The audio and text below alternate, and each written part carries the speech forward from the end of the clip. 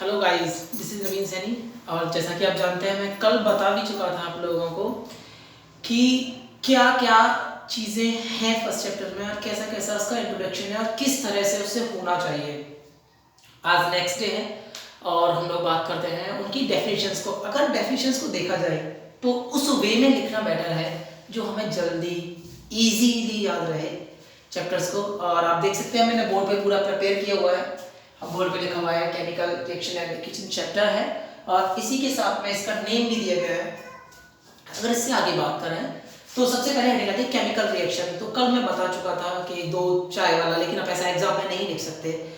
अब समझिए लिखा कैसे जाएगा। एक सिंपल सा फॉर्मेशन है, सिंपल सा फॉर्मेट है आपकी बड़ी। समझिए केमिकल रिएक्शन, आप हेडिंग डालेंगे और इस वीडियो को पॉज कर करके बार बार आप इसे देख सकते हैं। केमिकल रिएक्शन हेडिंग डालेंगे और डेफिनेशन लिखेंगे, when two chemical compounds react each other and form a new compound known as chemical reaction।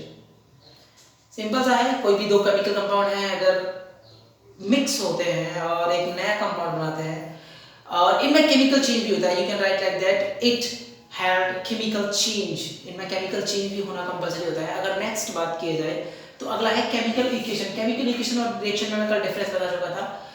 तो आप हेडिंग डालें अगली केमिकल इक्वेशन। इसमें लिखें the representation with the symbol of chemical reaction known as chemical equation। Simple सा है, आप chemical जो रिएक्शन है उसको आप चेंज कर रहे हो इक्वेशन में। जो भी चीज है उसको आप इक्वेशन को ट्रांसफॉर्म कर रहे हो, उसे बदल रहे हो उसमें और सिंबल्स के द्वारा प्रेजेंट किया जाएगा। अगर अगला देखा जाए तो आपका पता है बैलेंस केमिकल इक्वेशन। ये बैलेंस केमिकल इक्वेशन क्या है, 9th क्लास में आपने पढ़ा होगा। मास कंजर्वेशन लॉ वो सिंपल सा डिफाइन करता है कि मास को जितना इधर है उतना ही इधर चाहिए। कल वाला एग्जांपल भी याद होगा आप लोगों को। मैंने अगर 5 लीटर ऑफ वाटर डाला है इन पाइप तो वो 5 लीटर ही निकलेगा और अप्रॉक्सीमेट 5 लीटर ही निकलेगा। लेकिन ऐसा नहीं कि 5 डालूं और 10 निकला या 5 डालूं और 1 ही निकले 4 गायब हो जाए। ऐसी पॉसिबिलिटीज नहीं है। तो बैलेंस केमिकल रिएक्शन में आप लिख सकते हैं, हेडिंग डालिए balance chemical reaction. A reaction in which equal element, आप ऐसा लिख सकते हैं इक्वल नंबर ऑफ एलिमेंट, और reaction in which the equal number of element in reactant और product known as balanced chemical reaction। Okay, आपने लिख चुके हैं। अब एग्जांपल्स की बात है तो आप इनमें से कोई भी देख सकते हो, बहुत सारे एग्जांपल्स लिखे हुए हैं, आप अभी देखेंगे इधर। इनमें से जो भी एग्जांपल देखना चाहो ये भी बैलेंस है। आप इसमें देख सकते हैं इधर कार्बन एलिमेंट एक है, इधर भी कार्बन एलिमेंट एक है, इधर 2 ऑक्सीजन मॉलिक्यूल है, इधर भी 2 ऑक्सीजन मॉलिक्यूल है। अगर यहाँ बात करें कैल्शियम 1 टाइम है, कैल्शियम 1 टाइम है, इधर कार्बन 1 टाइम है, कार्बन 1 टाइम है, O3 टाइम है, O2 टाइम है और 1 टाइम इधर 3 टाइम हो गया। आप इन दोनों से किसी को भी बैलेंस केमिकल इक्वेशन का डेफिनेशन दे सकते हो और बैलेंस मान सकते हो।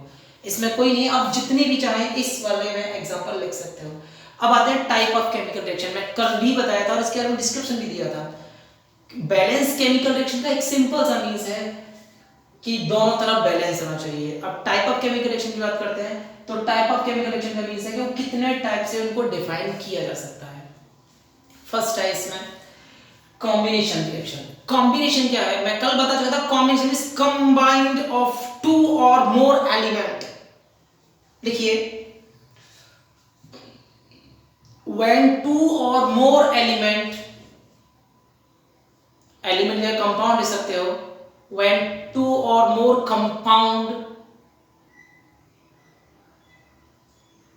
react and form a new compound। आप याद रखें इसमें एक a new compound का एक पॉइंट है। अब वो 2 या 2 से ज्यादा मिलेंगे और उसको एक ही कंपाउंड बनाएंगे, known as combination reaction। और आप देख सकते हैं कॉम्बिनेशन में यहाँ पे कंबाइंड हो रहा है, एक कार्बन दिया हुआ है, एक ऑक्सीजन दिया हुआ है, दोनों को कंबाइंड करके बना दिया है कार्बन डाइऑक्साइड। आप ये डेफिनेशंस, ये नोट्स अपने लिख सकते हैं। अगर कोई भी दिक्कत आती है, कुछ भी प्रॉब्लम है, तो आप कमेंट में कीजिए। कमेंट के अलावा मेरे को बता सकते हैं, पर्सनली मैसेज कर सकते हैं कि किस तरह करना चाहिए इसको। और अगर अभी भी बहुत से लोगों का ये दिक्कत है, हमको ये समझ आता है ये इक्वेशन होता कैसे है, ये रिएक्शन कंप्लीट कैसे हो जाती है, ये ट्रांसफॉर्म कैसे हो गया, फेरस कॉपर की जगह आ गया, कॉपर फेरस की जगह आ गया, सल्फेट चेंज हो गया इसमें, कार्बन ये ब्रेक हुआ, कैसे हुआ, ये कैसे हो गया, डबल डिस्प्लेसमेंट, ये सारी चीज़ों का सोल्यूशन है, बस धीरे धीरे सीखा जाएगा। तो बेटर आइडिया है, आप कभी भी अगर ऐसा आता है तो आप मुझे बोलें, मैसेज कर सकते हैं, कमेंट कर सकते हैं। और मैं कभी नहीं बोला लेकिन बोल रहा हूँ, थोड़ा लाइक और शेयर भी करें और दूसरे लोगों को से भी करवाएं, क्या पता किसी की मदद हो जाए। बस एक छोटा सा स्टार्टअप है, देखते हैं क्या सीखना चाहिए, किस नए तरीके से होना चाहिए। चलिए नेक्स्ट बात करते हैं आगे। अगला है डिकम्पोजिशन रिएक्शन। डिकम्पोज का मीन्स सब लोग जानते हैं, जब खाना बहुत देर रखा है डिकम्पोज हो जाता है, खराब हो जाता है। It means the molecules of food will be break, जिसमें कोई भी एक कंपाउंड टूटकर 2 और मोर कंपाउंड बनाता है, तो उसे क्या कहते हैं हम लोग, डिकम्पोजिशन रिएक्शन। तो हेडिंग डाल दीजिए आप लोग डिकम्पोजिशन रिएक्शन। इसमें आप लिख सकते हैं when 2 or more compound, when 2 or more compound, sorry काट दीजिए, इसमें लिखिए when a compound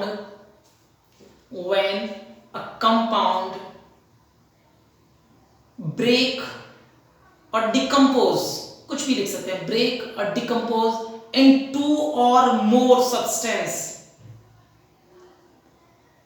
2 or more substances known as decomposition reaction।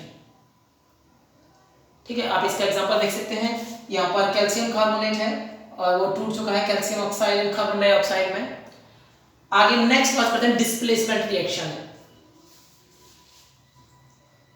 इसमें आप लिख सकते हैं when 2 और सॉरी आप लिखें डिस्प्लेसमेंट रिएक्शन हेडिंग डालें, इससे आगे लिखें when a compound change its position, और कंपाउंड ना लिखकर आप लिखें when a element change its position known as displacement reaction। कोई भी एक एलिमेंट अपना पोजीशन चेंज कर देता है तो वो डिस्प्लेसमेंट हो गया। एग्जांपल भी लिखा हुआ आपके सामने, आप देख सकते हैं FeCuSO4 plus Cu plus FeSO4, अब यहाँ से Fe चेंज हुआ, Cu की प्लेस पर एक डिस्प्लेसमेंट रिएक्शन हो गया। अगर नेक्स्ट बात करें तो डबल डिस्प्लेसमेंट लिखेंगे आप, हेडिंग लिखिए डबल डिस्प्लेसमेंट। और इसमें आप लिख सकते हैं when 2 element change its place known as double displacement reaction। केवल वहां पर एक चेंज कर रहा है, यहां 2 चेंज कर रहे हैं, डबल डिस्प्लेसमेंट हो गया। आप लोगों ने लिख दिया होगा।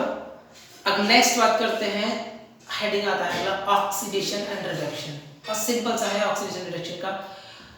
हेडिंग डालिए ऑक्सीडेशन और इसमें लिखना शुरू कीजिए when ऑक्सीजन कंबाइंड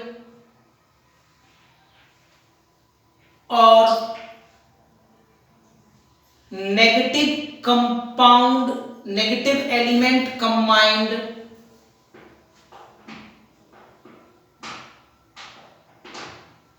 और losing of hydrogen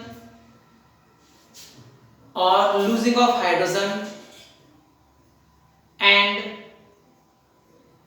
losing of positive ion known as oxidation.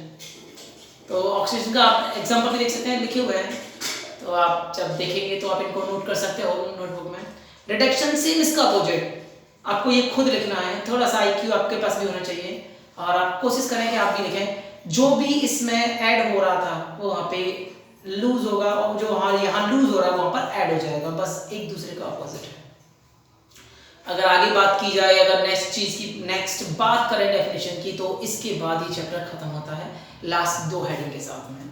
सबसे नेक्स्ट हेडिंग है कोरोजन, जो यहाँ लिखा नहीं है बोर्ड की कमी, बोर्ड छोटा होने की वजह से।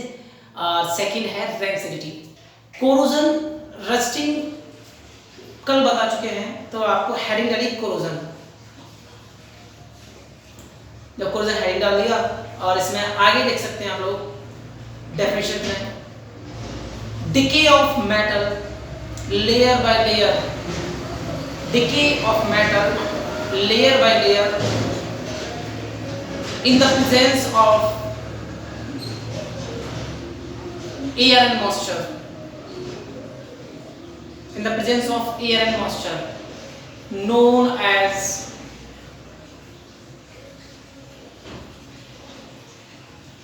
corrosion. तो आप एक सिंपल सी बात देख सकते हो, इसमें मैंने एक चीज लिखा है, in the presence of air and moisture. एक सिंपल सा डेफिनेशन यहाँ से क्रिएट होता है कि बिना एयर और मॉइस्चर के आप किसी भी एलिमेंट को डिके नहीं कर सकते। यहाँ से मेटल जो है, मेटल का डिके नहीं होगा। अगर मेटल का डिके मतलब समझते हैं मेटल का गलना, जंग लगना, rusting is example of corrosion. And आपको पता है कॉपर का जो भी पॉट्स होता है उनमें ग्रीन कलर का एक ऑक्सीडाइजिंग कंपाउंड जम जाता है, वही है। अगर आ जाता है रेंसिडिटी, हेडिंग लिखिए rancidity.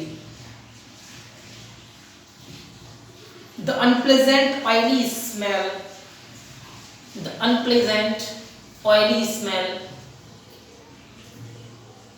from food packages known as the rancidity। तो आप लोग देख सकते हो कि जो भी अनप्लेजेंट स्मेल आता है कहां से आता है, वो फूड पैकेट्स में से, उसे क्या कहते हैं रेंसिडिटी, वही रेंसिडिटी है।